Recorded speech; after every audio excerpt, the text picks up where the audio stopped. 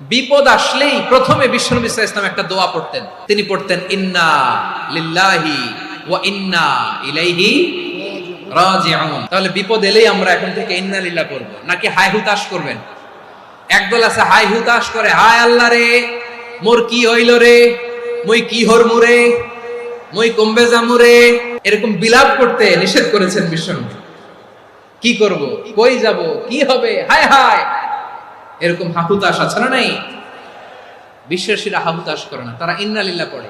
তারপরে বিশ্বনবী পড়তেন আল্লাহুম্মা আজুরনি ফি মুসিবাতি ওয়াখলুফ লি খায়রাম মিনহা।